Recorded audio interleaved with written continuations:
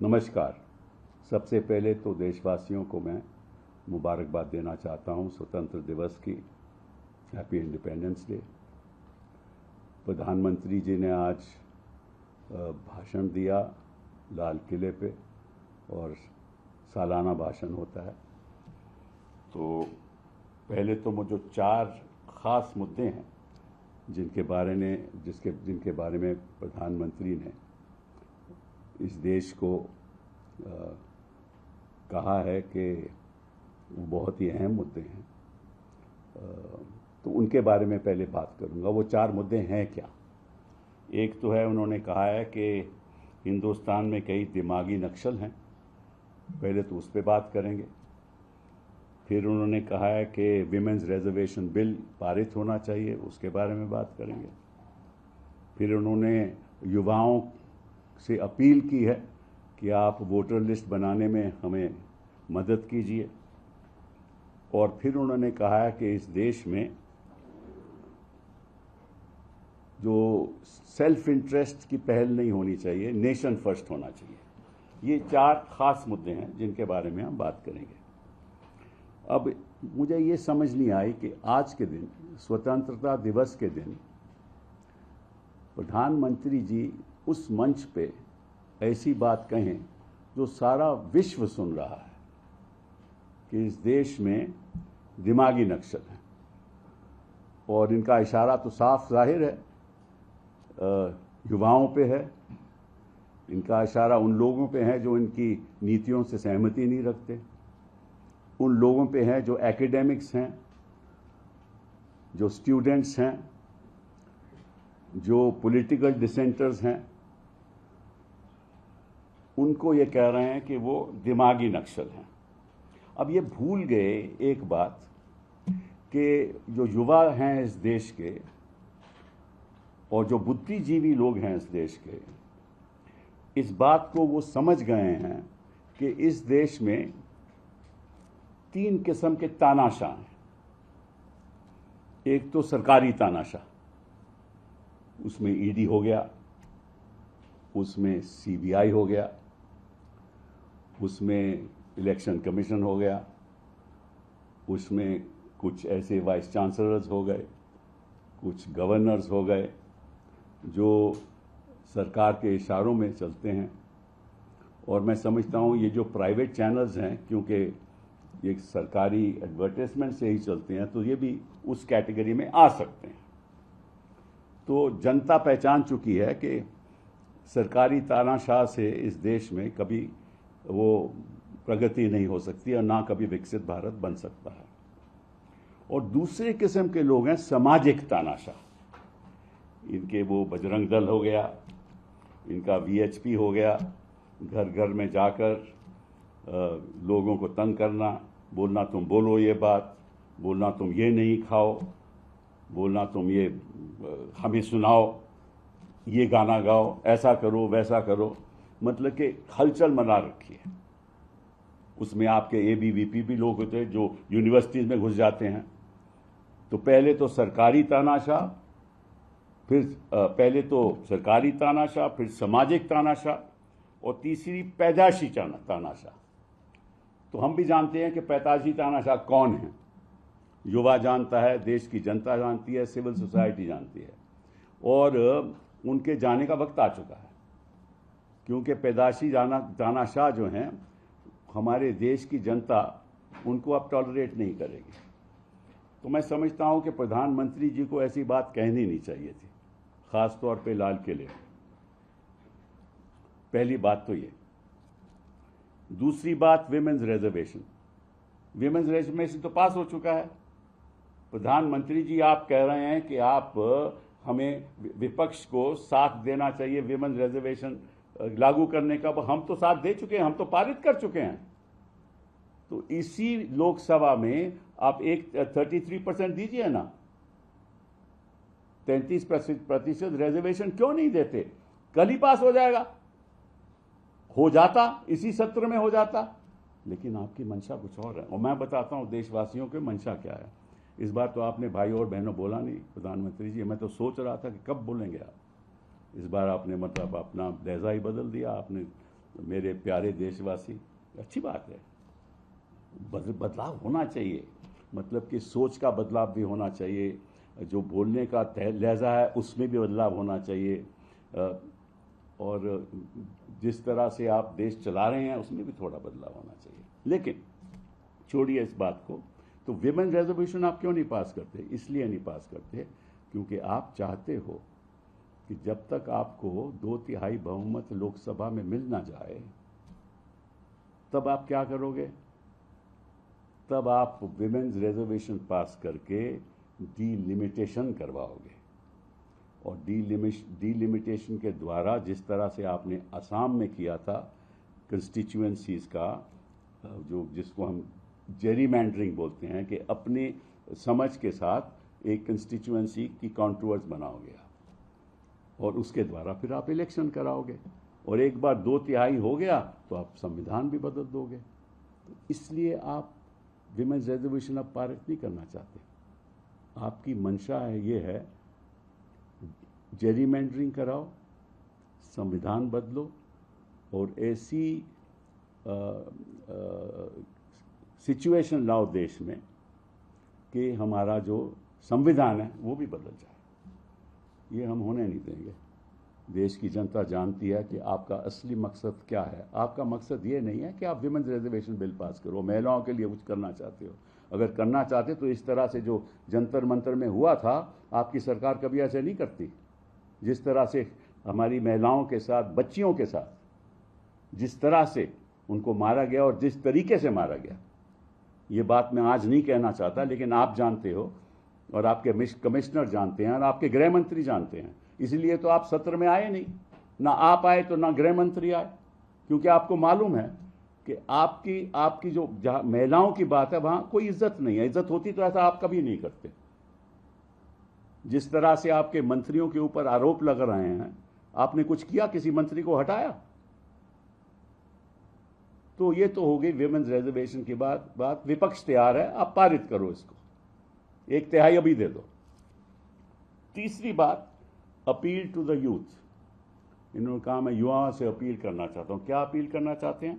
कि आप हमें प्रतिदिन 2 घंटा दीजिए, और जो एन्यूमरेशन कर रहा है इलेक्शन कमीशन, उसमें आप सहायता कीजिए, और आप डिजिटल मोड से अपलोड कीजिए परिवार के नाम, कितने सदस्य हैं, कौन कौन हैं, उसमें कोई स्पेलिंग मिस्टेक नहीं होगी।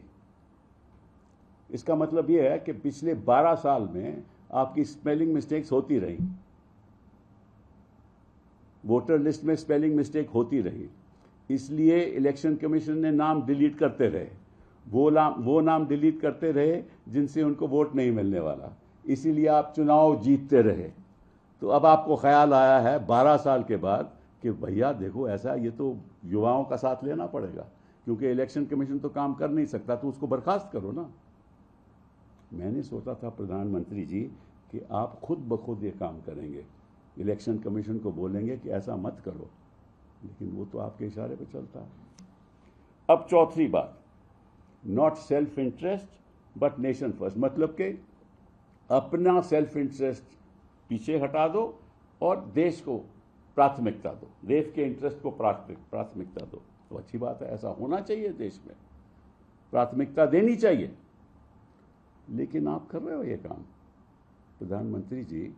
जिस तरह से आप 2/3 करना चाहते हो ना पार्लियामेंट में, उसमें सेल्फ इंटरेस्ट है या नेशनल इंटरेस्ट है? आपने 7 MP आपके तोड़ के पंजाब बैठा दिए, आपने TMC के MP तोड़ के 22 वो यहाँ बैठा दिए, आपने NCP के तोड़े, आपने शिवसेना के तोड़े। तो क्या नेशन फर्स्ट है? कि अपने लिए तोड़े के देश के लिए तोड़े? आपका हर कार्य, आपकी सोच, आपका हर कदम अपने लिए होता है। अपने लिए मतलब आपकी पार्टी के लिए, उन लोगों के लिए, ताकि सत्ता आपके हाथ में रहे। आप देश की प्राथमिकता आपके मन में बहुत दूर है, और 2014 से आज तक कोई आपकी प्राथमिकता देश के प्रति नहीं है। मैं आपको एक छोटी सी बात कहना चाहता हूं, शायद उचित न भी हो। बच्चा जब प्राइमरी स्कूल में जाता है ना, तो 12वीं करके वो ग्रेजुएट हो जाता है। तो आपकी पार्टी आज के दिन, और आप आज के दिन प्राइमरी में हो, क्योंकि पिछले 12 साल में आपने कुछ नहीं किया। आप बता दीजिए क्या किया आपने? उस स्मार्ट सिटी कहाँ गई? हुआ कुछ उनका? आप कहते हो कि आप नए नए एयरपोर्ट बना रहे हैं। आपके नोएडा की एयरपोर्ट की आपने तस्वीर देखी? नया एयरपोर्ट और फ्लडिंग। महाराष्ट्र में हर साल क्या होता है आपने देखा? गुजरात में इस बार क्या हुआ?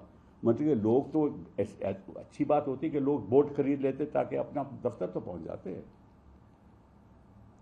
आपने अपनी नई सड़कें देखी हैं जिसका उद्घाटन अभी हुआ है, वहां गड्ढे हैं। ये आपके काम है, और आप विकसित भारत की बात करते हो। कहां गया बनारस जो आप क्योटो बनाना चाहते थे? वहां तो 3 व्हीलर भी डूब रहे हैं। यह है आपका विकसित भारत? तो मैं आपसे पूछना चाहता हूं कि ये किस किस्म की देश बनाना जा रहे हैं आप? पिछले 12 साल में आपने केवल हिंदू मुस्लिम करके मानसिक बंटवारा किया। आप कहते हो कि अब देश जुड़ना चाहिए। तो पिछले 12 साल क्या कर रहे थे आप? ये बड़े दुख की बात है कि सारी विवादित बातें समाज के प्रति आपकी नीतियों से आपने अपनाया और बंटवारा किया, मानसिक बंटवारा किया इस देश का, जो देश के लिए बहुत हानिकारक है, हानिकारक रहेगा। मालूम नहीं कब हम इस देश को दोबारा इकट्ठा कर पाएंगे। लेकिन अब जो है अपने युवाओं ने तो ये बात सोच ली है कि भाई ऐसा तो हम होने नहीं देंगे। तो जो विकास जो हुआ है ना, वो केवल भाजपा का हुआ है, और हर जिले में जो है भाजपा ही भाजपा। आप देखिए ना, आपके कितने दफ्तर बड़े बड़े 5 स्टार 7 स्टार RS के दफ्तर बन गए, भाजपा के दफ्तर बन गए। तो विकास तो आपका हुआ है, और आप कहते हो विकास हुआ है। तो आपसे मैं सवाल पूछता हूँ, ये जो 80 करोड़ लोगों को आप 25 किलोग्राम अनाज देते हो, क्यों देते हो?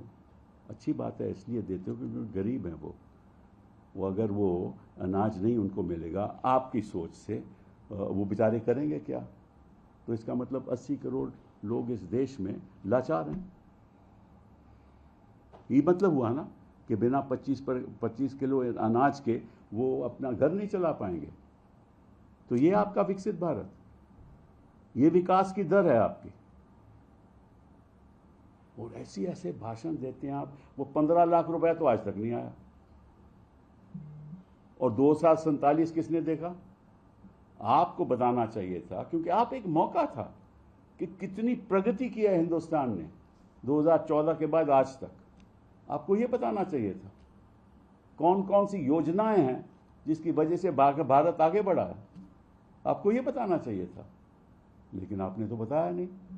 अब मैं कुछ मुद्दों पे आऊंगा। पहली बात ये कह रहे हैं कि हमारा देश ग्लोबल सप्लायर बनेगा। भाई अभी तो ग्लोबल बायर है, तो सप्लायर कहां से बनेगा जब आपकी मैन्युफैक्चरिंग केवल 13% है GDP की, जब रोजगार ही नहीं है, जब लोगों की अनएम्प्लॉयमेंट रेट, युवाओं की खास तौर पे, कुछ आयु के युवाओं की तो अनएम्प्लॉयमेंट रेट 29% है, वैसे 16% है। अगर उनको रोजगार नहीं मिलेगा तो ग्लोबल सप्लायर देश कैसे बनेगा? चीन सब कुछ तो आप चीन से लाते हैं या अमेरिका से लाते हैं। आपने मेडिकल इक्विपमेंट की बात किया, मुझे एक बता दीजिए कौन सा मेडिकल इक्विपमेंट यहां मैन्युफैक्चर होता है? सब तो इंपोर्ट होता है। डॉपलर हार्ट मशीन इंपोर्ट होती है, सब चीज़ें इंपोर्ट होती हैं। फिर आप कहते हो कि हम ग्लोबल सप्लायर बनेंगे, ऐसे ही आप सपने बेचते हो ना। आपको याद है आपने कहा था कि भाई बेरोजगारी खत्म हो जाएगी, 2 करोड़ जॉब हम देंगे सालाना। कहाँ है वो 2 करोड़ जॉब? आपने कहा था कि देखिए हिंदुस्तान एक विश्व में एक जाना माना देश होगा, लेकिन विश्व में हम जाने, हमारी तो आवाज़ ही नहीं उठती। वहाँ अरुणाचल में आर.के. सिंह ने, बिहार का जो आपका ही मंत्री था, उसने कहा कि अरुणाचल में चीन कब्जा कर रहा।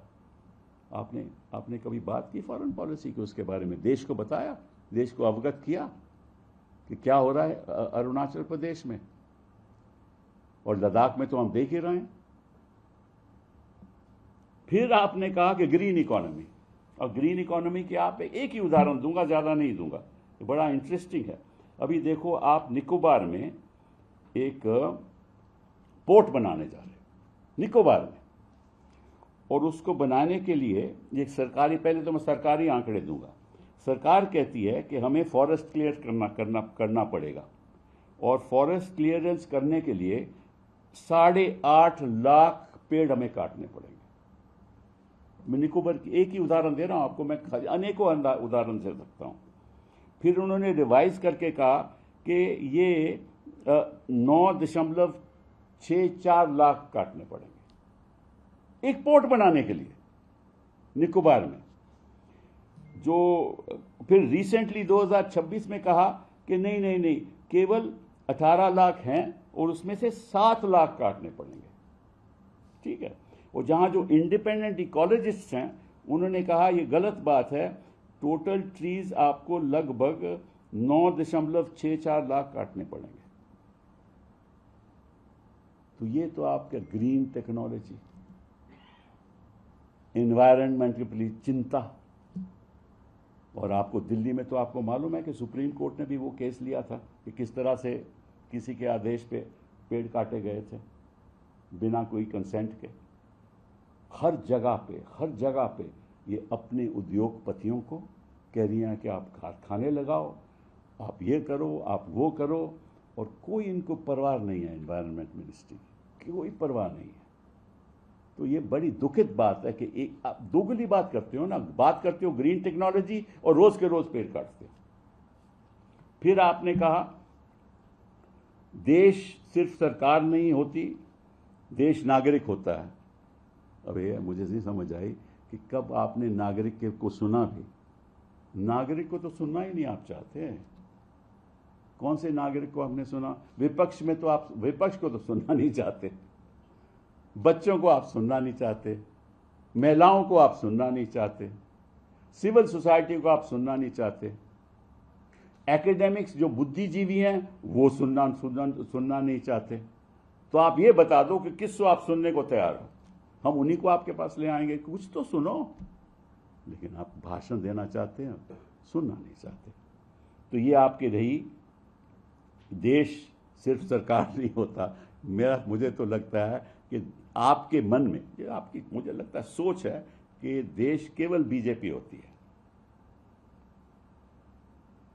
देश और बीजेपी जुड़े हुए हैं, बिना बीजेपी देश हो ही नहीं सकता। तो उन्होंने कहा, आप ही कहते थे 2014 से पहले तो कुछ हुआ ही नहीं, 2014 के बाद देश को एक नई आज़ादी मिली। अब युवा चाहते हैं कि हमें और किस्म की आज़ादी मिले। प्रॉब्लम तो ये है ना। तो फिर आपने कहा कि स्किल इंडिया। भाई 12 साल में कौन सा स्किल किया आपने, ये तो बता दो। अब आगे की बात करते हैं कि हम एआई में स्किल करेंगे और 1 करोड़ जॉब देंगे, 1 करोड़ को स्किल करेंगे एक ही साल में, ये बोला ना आपने। तो वो तो एक स्कीम हो गई ना, उसका नतीजा तो पता नहीं कब मिलेगा हमें। और एआई को स्किल करके होगा क्या? स्किल कर भी दोगे, उनको जॉब कहां से मिलेंगे? फिर आपने कहा कि फॉरेन यूनिवर्सिटी देखो मैं लाया। आपको याद होगा, मैं खुद ही मंत्री था, मैंने फॉरेन यूनिवर्सिटी का उस समय कहा था कि हमें कोलैबोरेशन करना चाहिए। आप ही की पार्टी ने विरोध किया था। पहले तो आप विरोध करते हो, फिर आप कहते हो कि देखिए मैं फॉरेन यूनिवर्सिटी लाया हूं। ये तो आपकी राजनीति है। और फिर कहा कि इलेक्ट्रिक व्हीकल्स, मुझे बता दूं कि एक इलेक्ट्रिक व्हीकल यहाँ मतलब कि जो आम आदमी खरीद सके, यहाँ कितने मैन्युफैक्चर होते हैं इलेक्ट्रिक व्हीकल, जब बता दीजिए हमें। मैं तो जो देख रहा हूं इलेक्ट्रिक व्हीकल तो हैं लेकिन उतने स्टेशन नहीं है। और आपको मालूम है हमारी जो संख्या है इस देश में 140 करोड़ की, अगर उसमें से 500-600 करोड़ के इलेक्ट्रिक व्हीकल्स आ जाएं, आपको मालूम है कि पावर की, ऊर्जा की कितनी जरूरत पड़ेगी। उसकी तो व्यवस्था ही नहीं है आपके पास। इलेक्ट्रिक व्हीकल चलाने के लिए ऊर्जा चाहिए और ऊर्जा की व्यवस्था आपके पास है नहीं। और ये तो दिक्कत यहां ही नहीं हो रही है, अमेरिका में भी हो रही है और उसका अपना ही प्रभाव है।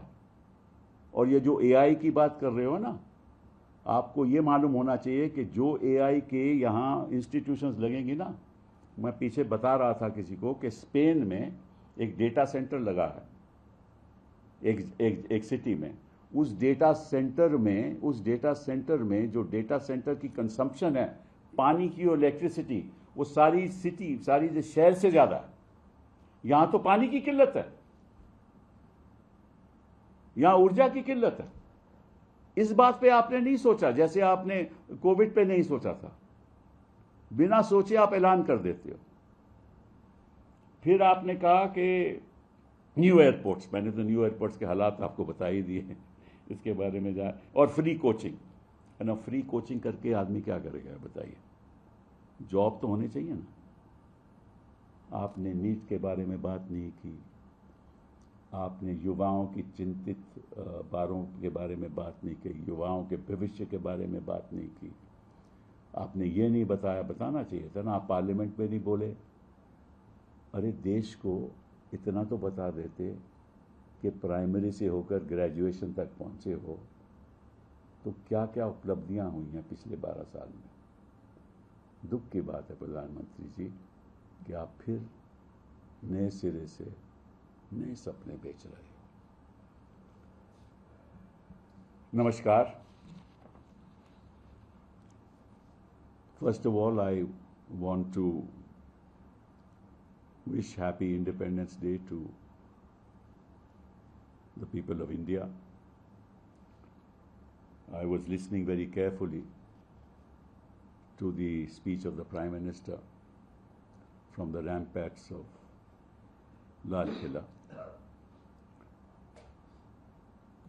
And apart from the various issues that he touched upon, there are 4 issues that I want to deal with.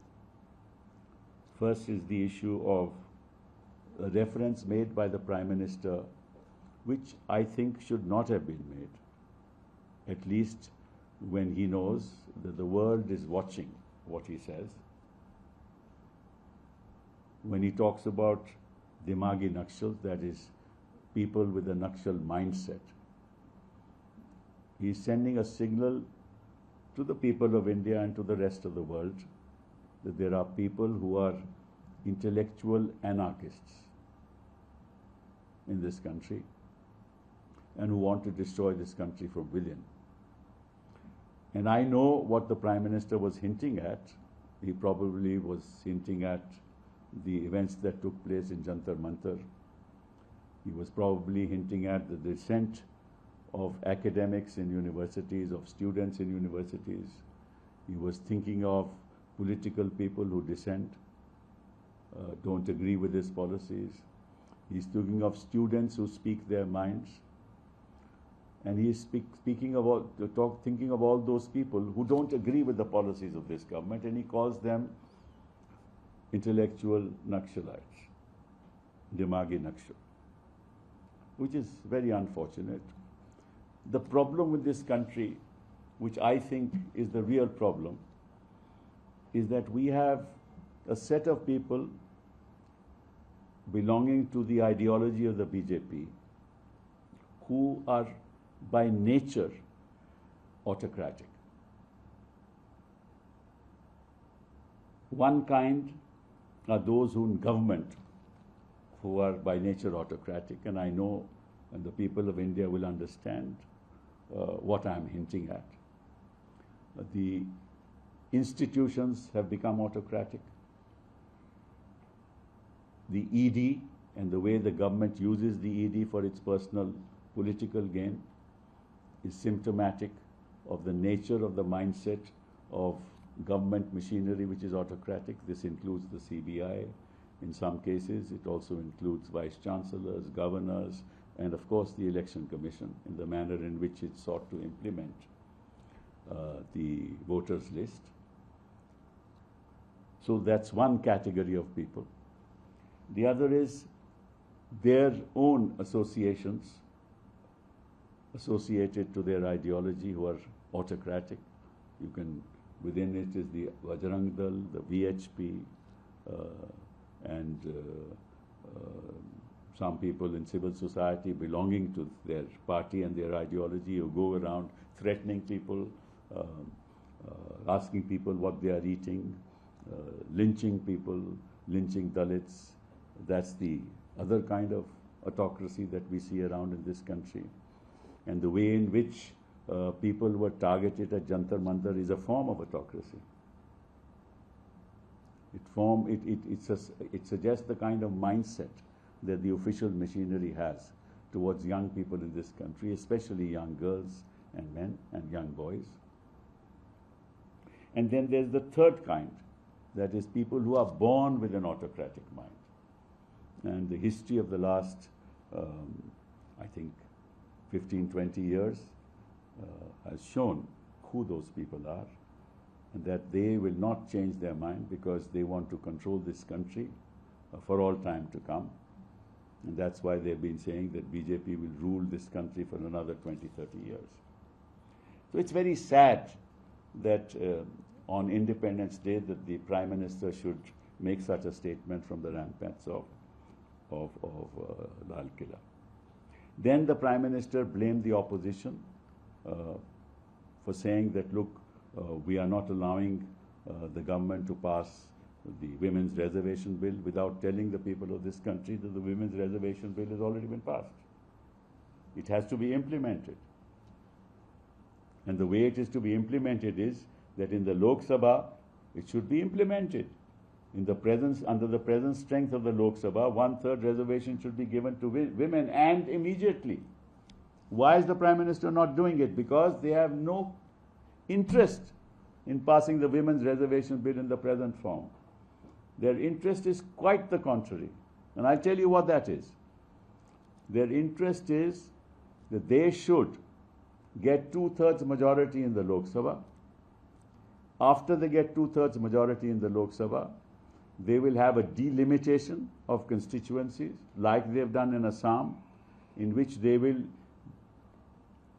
through the appointee or the chairman of the Delimitation Commission, ensure that the constituencies are demarcated in such a way that the BJP will win hands down. They have done so in Assam, and they will do so in the rest of the country. That's their intent. Their intent is not to pass the Women's Reservation Bill.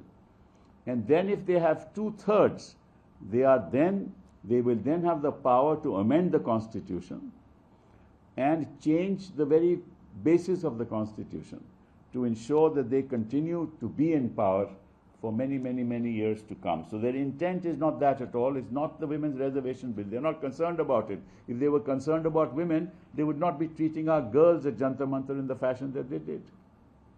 They will not treat their ministers and those who are associated with that with their ideology would not be treated in the fashion that they do. The third issue that he appealed to the youth, and he said that 2 hours every day the youth should give, because the enumerators of the Election Commission are not able to correctly spell the names of persons, which results in the persons not being identified in the voters list. And therefore, through digital means, youth should upload the names of people in the family with the correct spellings to enable the enumerators to do the right thing. In other words, for the last 12 years, the enumerators have done a terrible job, and they have used that job of the enumerators to delete lakhs of people from the list so that they can win the election. This is what they want. Now suddenly the Prime Minister has realized he should have thrown out the Election Commission if for the last 12 years they were not able to do this. The fourth thing he said was, this nation, or this, we should not work for our self-interest. Nation must come first. Absolutely right. And I entirely agree with the Prime Minister, except see their record. See this government's record. At every stage, they have manipulated, bought over, ensured that members of parliamentarians of other political parties are, through means fair and foul, brought into their party. The BJP, having no MP in Punjab, suddenly broke the up and got 7 MPs in Punjab. They had a party, a regional party in the northeast had no MPs. In fact, it's not even a real regional party. They merged with that party, legislators merged in that party, and 22 MPs of that party, which had no presence anywhere, were present in parliament. Then they broke the Shiv Sena. They broke the NCP. And did they do this for the nation's interest? No. Pure self-interest. Pure self-interest.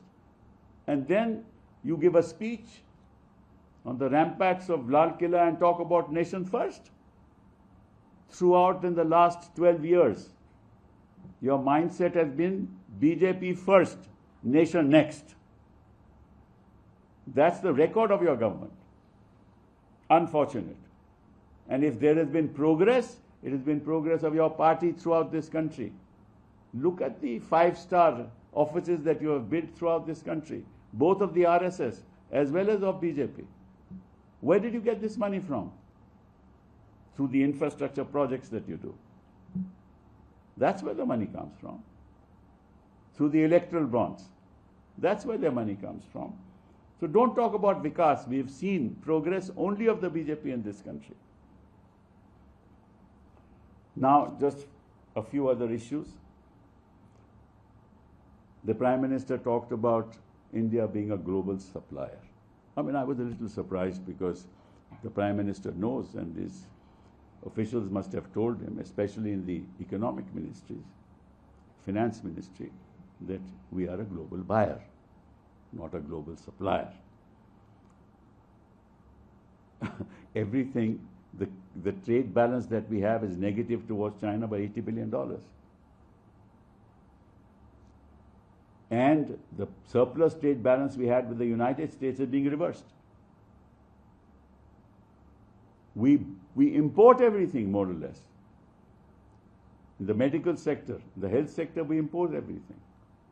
Incidentally, he also talked about the health industry, and he said we want a holistic health industry. May I request, dear Prime Minister, just go to your AIIMS in Delhi and see people lying in the pavement, waiting to get an appointment with doctors, sleeping on the pavement.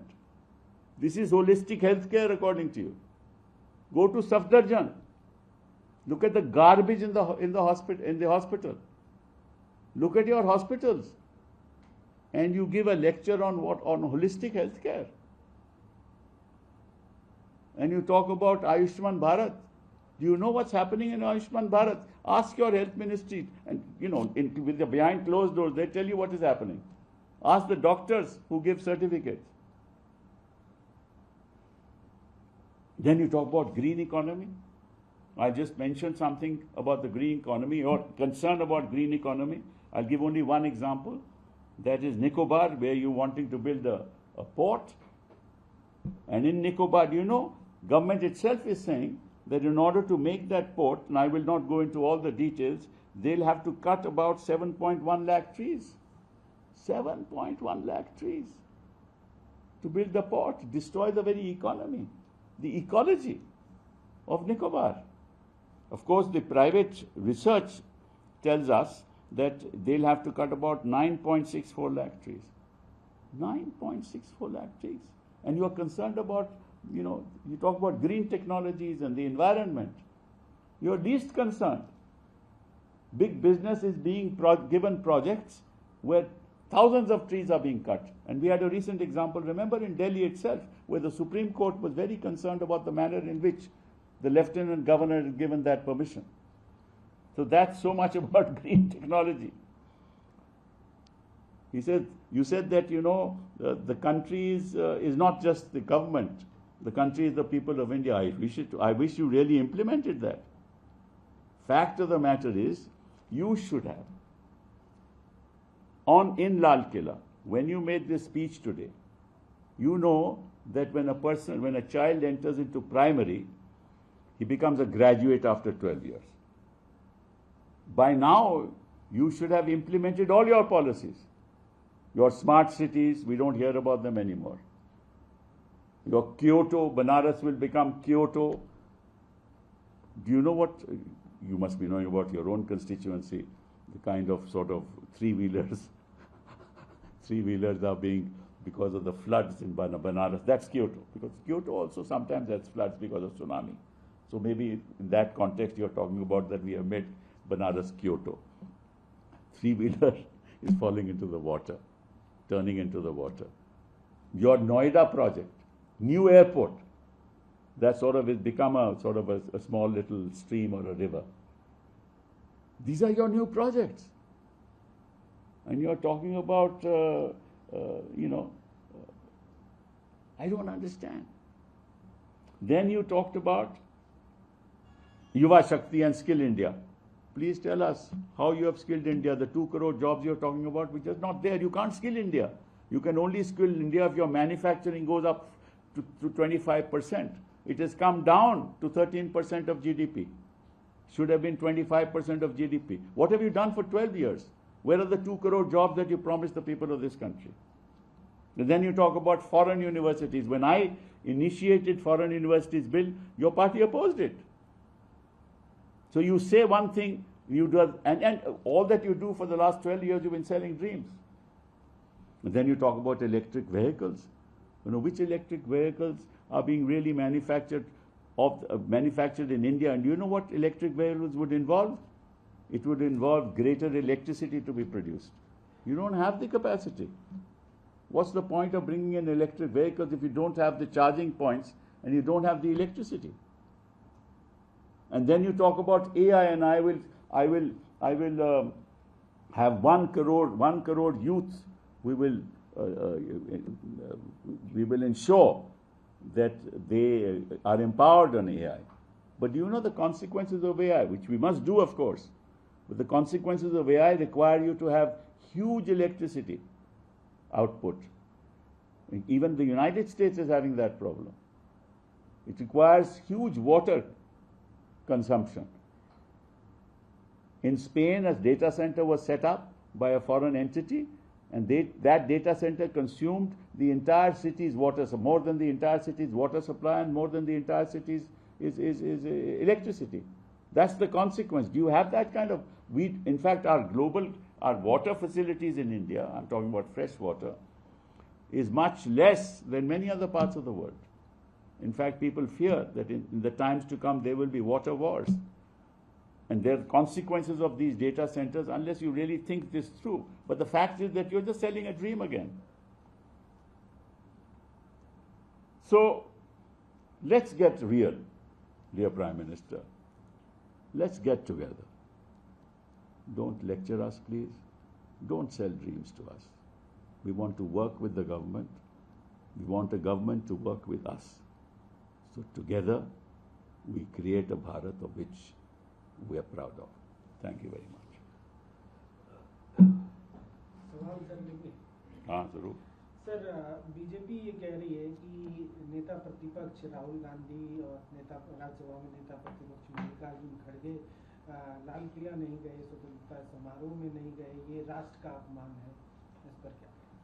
नहीं, मैं किसमें क्या कहूँ भैया, जिससे जो गया नहीं गया उनसे पूछिए आप। ठीक है, थैंक यू। सर एक और सवाल है सर। हाँ, टीएमसी की एक महिला सांसद है महुआ मोइत्रा, जी हाँ, उनकी तस्वीरें सामने आई। ट्विटर पे भी उन्होंने इस बात को कहा कि उनके साथ इस तरीके से बदसलूकी की गई। सर्किट हाउस के अंदर वो थी, और सर्किट हाउस की एडमिनिस्ट्रेशन उनको वेकेट करने के लिए कह रही थी, पुलिस कोऑपरेट नहीं कर रही थी, उनको एक तरीके से नज़रबंद कर दिया था और उन्होंने लोकसभा स्पीकर तक को टैग करा और ट्वीट करके उन्होंने सारी बातें कही हैं।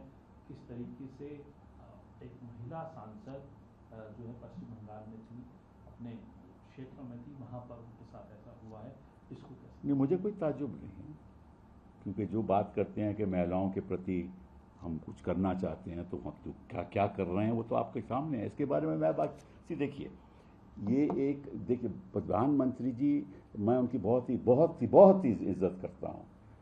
इसलिए इज्जत करता हूँ कि उनको गुमराह करने की इतनी ताकत है कि भाषण दे दे के, 12 साल से तो हो गया, भाषण दे दे के लोगों के मन में बात बिठा देते हैं कि मैं तो हिंदुस्तान के लिए हूँ।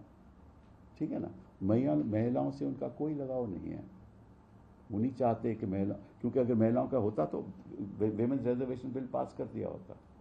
और ये एक उदाहरण नहीं है केवल मौया मोहतरा का, हजारों उदाहरण है आपको जिस तरह से महिलाओं के प्रति वो पेश आते हैं, इनकी सरकारें पेश आती हैं, चाहे वो असम में हो, चाहे उत्तर प्रदेश में हो, चाहे बंगाल में हो, और चाहे जंतर मंतर में हो।